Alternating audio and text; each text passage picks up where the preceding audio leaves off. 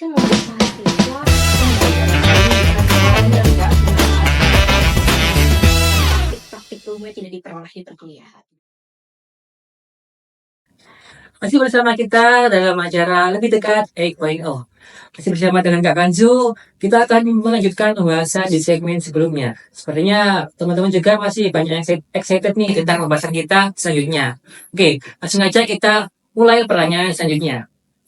Setelah pertanyaan selanjutnya Kak dari Kak Sinvi Silama, Sinvi Silama Store. Apa kendala yang dihadapi ketika melalui serangkaian pendaftaran MSIB?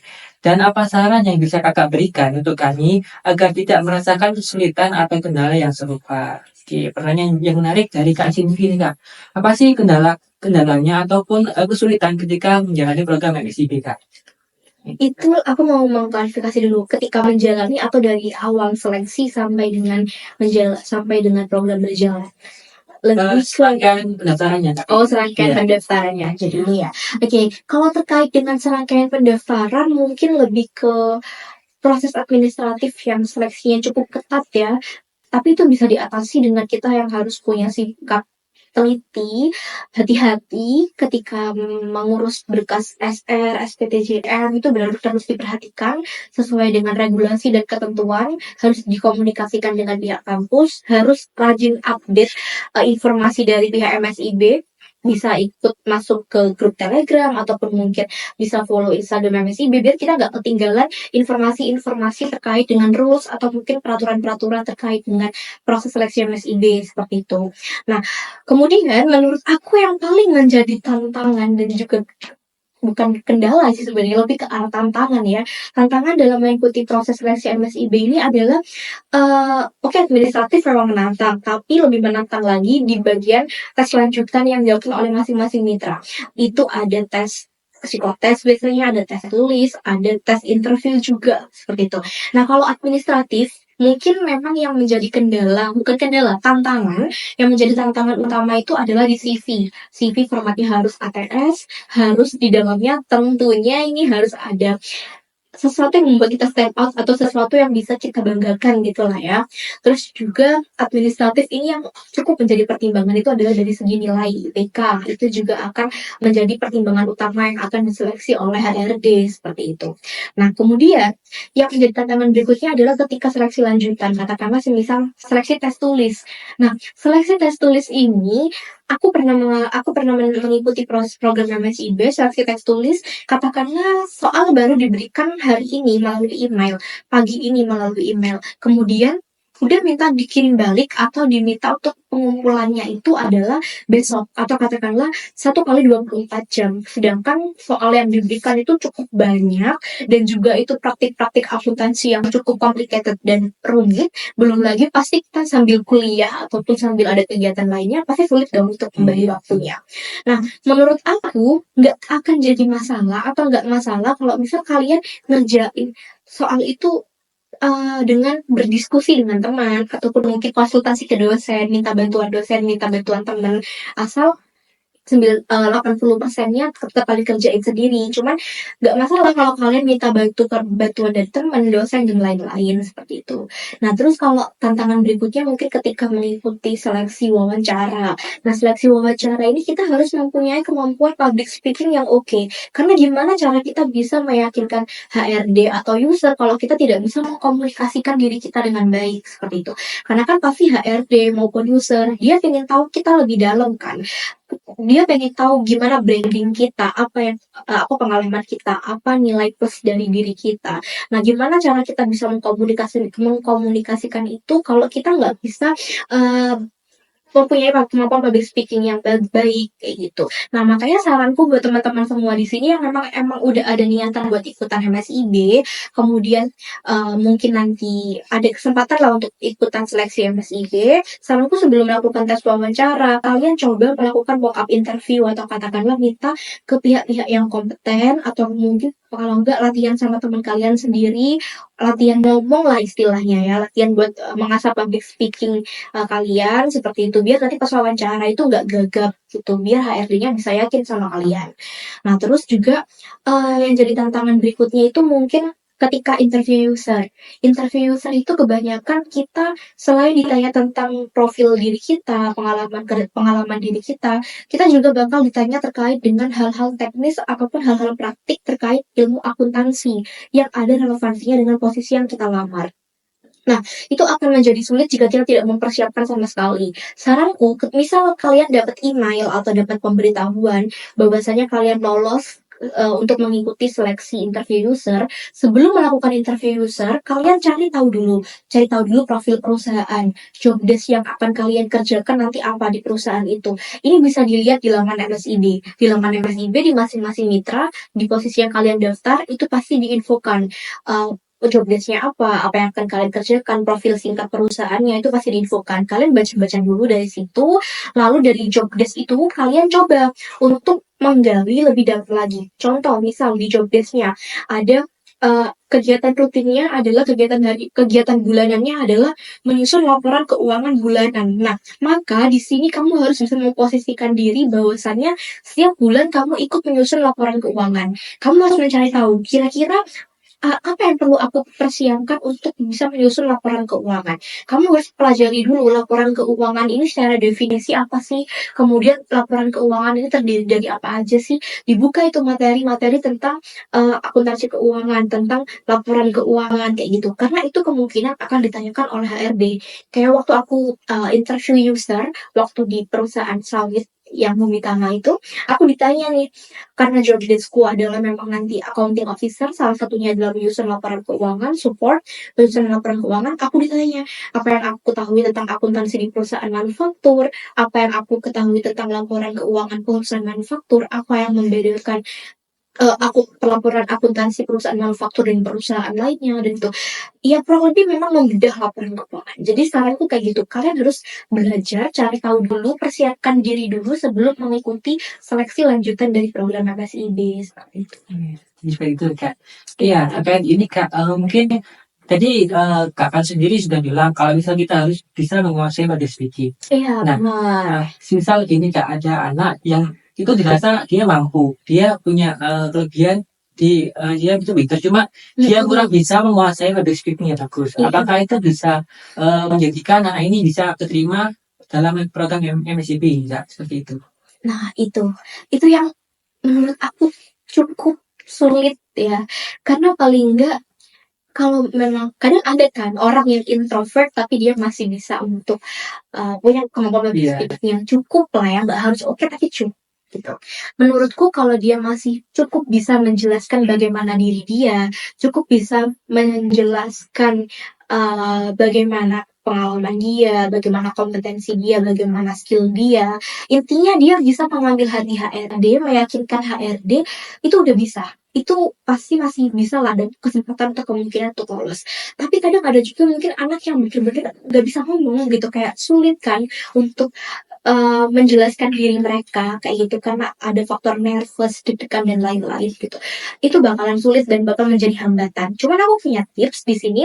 Ini pernah aku lakukan. Kalau aku yang menjadi hambatanku, kendalaku itu adalah aku kurang lancar public speaking dalam bahasa Inggris. Dan kebetulan beberapa perusahaan memang mereka melakukan interview dalam bahasa Inggris seperti itu. Nah, strategiku adalah aku sudah mempersiapkan terlebih dahulu kira-kira pertanyaan-pertanyaan apa aja yang bakal ditanyain oleh interviewer. Karena jujur ya, ini sedikit membuka bukan rahasia umum sih sebenarnya ya. Pertanyaan-pertanyaan yang diajukan oleh HRD itu sebenarnya pertanyaan-pertanyaan template. Kebanyakan pertanyaan-pertanyaan yang cukup sama, menanyakan tentang pengalaman kita, menanyakan tentang kelebihan dan kekurangan diri kita, kayak gitu. Nah, kalau aku biasanya, aku siapin dulu itu, aku breakdown pertanyaan-pertanyaan apa aja yang bakalan mungkin ditanyain sama HRD in English. Kemudian aku juga mulai menyusun jawabannya dalam bahasa Inggris juga. Nah, jadi ketika interview dan interviewnya itu adalah online, aku sambil sedikit melirik skrip atau teks yang sudah aku susun. Seolah-olah aku tetap mengeksplor, menjelaskan diri aku, padahal aku sambil melirik teks itu, kayak gitu. Nah, itu mungkin bisa jadi tips juga buat teman-teman yang di sini sering nervous, sulit untuk mengekspresikan diri. Kalian bisa coba untuk scripting atau kalian coba nulis lah kira-kira pertanyaan apa aja sih yang penting HRD. Gak apa-apa kayak bahasa Indonesia. Atau kalian bisa sambil hafalan, sambil latihan, sambil lirik-lirik kayak gitu. Santai aja. Sebenarnya itu tipsnya sih sebenarnya menurutku. Jadi gitu ya Kak. Jadi mungkin itu teman-teman sedikit tips buat kalian yang merasa kalian public speaking-nya kurang jago dalam public speaking. Mungkin ada tips dari Kak Kansu tadi bisa diterapkan gitu. Gitu ya. Oke, dirasa semoga bisa menjawab pertanyaan dari Kak Senpi tadi. Pertanyaan selanjutnya Kak dari Kak Felisa Ahmadani. Felisa OA. Gimana sih Kak caranya memperbesar peluang untuk lolos program MSIP bagi mahasiswa yang masih mempunyai sedikit pengalaman, baik pengalaman organisasi maupun pengalaman kerja. Wah, ini pertanyaan yang menarik juga Kak dari Kak Felisa. Gimana sih Kak buat kita yang minim pengalaman organisasi maupun minim pengalaman kerja, apakah kita masih bisa daftar program MSIP kali ini? Iya, oke. Sebenarnya minim di sini mungkin aku mau garis bawahi dulu ya. Minim bukan berarti tidak punya kan. Iya. Kalau minim dia masih punya tapi nggak banyak kayak gitu. Betul. Itu pasti ada banget peluang buat teman-teman bisa lolos program MSIB. Cuman mungkin aku mau sedikit kasih masukan di awal, khususnya buat teman-teman yang masih mahasiswa baru, sebisa mungkin kalian ikut organisasi atau ikut UKM atau ikut kegiatan lomba, ataupun mungkin sesederhana ikut kegiatan-kegiatan webinar dan lain-lain. Karena jangan sampai kalian nggak ada aktivitas lain di perkuliahan selain mengikuti kelas aja, itu bakalan berat di diri kalian. Karena CV kalian mau diisi apa kalau misal memang nggak ada pengalaman apapun kayak gitu. Nah, tapi kalau misal memang kalian sudah ada pengalaman, meskipun itu nggak banyak, peluang lolosnya pasti ada, masih bisa besar, asal kalian paham strateginya. Nah, strateginya itu adalah bagaimana cara kalian untuk menjelaskan dan juga mengeksplor pada CV kalian. Nah, CV yang harus dibuat kan tentunya CV yang formatnya ATS. Nah, di CV itu kalian tulislah pengalaman kalian, main word-nya atau katakanlah kata kunci dari pengalaman kalian. Semisal ketua panitia kegiatan bla bla bla. Nah, di bawah ke judul tersebut kalian harus bisa nge-breakdown paling enggak 3 poin kira-kira dari kegiatan itu keberhasilan kalian apa aja. Misal berhasil membawa peserta dari seluruh Indonesia sejumlah 100 peserta dari 20 perguruan tinggi. Berhasil mengkoordinasikan panitia sejumlah berapa orang kayak gitu, berhasil mendapatkan sponsor sejumlah sekian kayak gitu. Intinya ketika kalian menuliskan judul dari pengalaman, di bawahnya harus didukung dengan adanya keberhasilan kalian selama ada di posisi tersebut seperti itu. Misal kalian juga jadi ketua organisasi ataupun paling gak menjadi anggota divisi akademik kayak gitu. Nah, di anggota divisi akademik pasti kalian punya job desk dong. Nah, di job desk itu bisa kalian jelaskan juga, misal membantu kepala divisi untuk mempersiapkan kegiatan webinar tingkat fakultas kayak gitu. Terus di bawahnya juga dijelaskan pekerjaan lain kalian, membantu kepala bidang untuk menyelenggarakan kegiatan lomba tingkat universitas kayak gitu. Intinya keberhasilan apa yang sudah kalian capai pada organisasi ataupun pada UKM tersebut itu perlu kalian breakdown atau perlu kalian jelaskan di bawah judul kegiatan tersebut seperti itu. Nah, itu jadinya CV kalian bakal kelihatan penuh meskipun pengalaman kalian mungkin sebenarnya nggak sebanyak itu, apalagi adik-adik HMJA ini kan banyak banget ya kegiatan-kegiatan event-eventnya itu. Nah, itu bisa kalian breakdown, bisa kalian jelasin kayak gitu nih. Bawah judul dari kegiatan tersebut di CV-nya. Intinya harus pinter-pinter mainin CV aja lah. Mungkin nanti aku juga bakal share CV aku, bisa nanti ditaruh di link YouTube-nya kayak gitu. Jadi bisa jadi referensi. Gitu ya, pinter-pinter mainin CV-nya. Iya, CV-nya harus disusun dengan Mungkin ini Kak, karena dari pengalaman itu juga Kak, misal aku pernah mengikuti acara seminar atau webinar itu, mungkin dari teman-teman juga pernah mengikuti acara seperti itu Kak. Nah, apakah dalam mengikuti acara seperti itu bisa dicantumkan dalam CV kita, Kak? Nah, mengikuti kegiatan ya sebenarnya mungkin kalau pengalaman kalian udah banyak banget, pengalaman organisasi UKM, lomba dan lain udah banyak banget, ya hal tersebut mungkin nggak terlalu urgent untuk dimasukkan. Tapi kalau memang itu pengen kamu jadiin sebagai branding, itu bisa-bisa aja kamu masukkan asal tetap ya ada relevansinya dengan accounting. Dan di situ kamu juga perlu sampaikan peserta kegiatan webinar internasional X, nama judul webinarnya apa. Nah, di bawahnya kamu kayak nge-summarize atau katakanlah kamu ceritain ilmu apa yang kamu peroleh kayak gitu. Nah, berhasil misal katakanlah memperoleh pengetahuan mengenai bla bla bla bla bla bla kayak gitu. Itu boleh-boleh aja asal ada relevansinya dengan accounting dan memang kamu merasa ada skill ataupun ada pengetahuan yang terimprove dari webinar tersebut seperti itu. Jadi bisa dimasukin. Iya, bisa. Oke, jadi bisa menjadi buah nilai plus buat kalian yang sudah yang pernah mengikuti webinar atau seminar yang pernah kalian ikuti tersebut. Oke, mungkin itu merupakan pertanyaan terakhir kita, Kak. Jangan Wah, kuat nggak sekali. kerasa ya. Nggak kerasa. Nggak kerasa pertanyaan juga sudah terjawab semua. Semoga obrolan tadi cukup menjawab pertanyaan kalian mengenai MSIB kali ini. Mungkin dari obrolan kali ini hal-hal yang dapat kita simpulkan adalah buat teman-teman, jangan ragu, jangan bimbang untuk mengikuti program MSIB kali ini. Karena tentunya pengalaman yang kalian dapatkan pada program MSIB kali ini sangat-sangat bermanfaat ketika kalian lulus nantinya. Dan juga pengalaman yang kalian dapatkan pada program MSIB kali ini nggak akan kalian dapatkan pada bangku perkuliahan.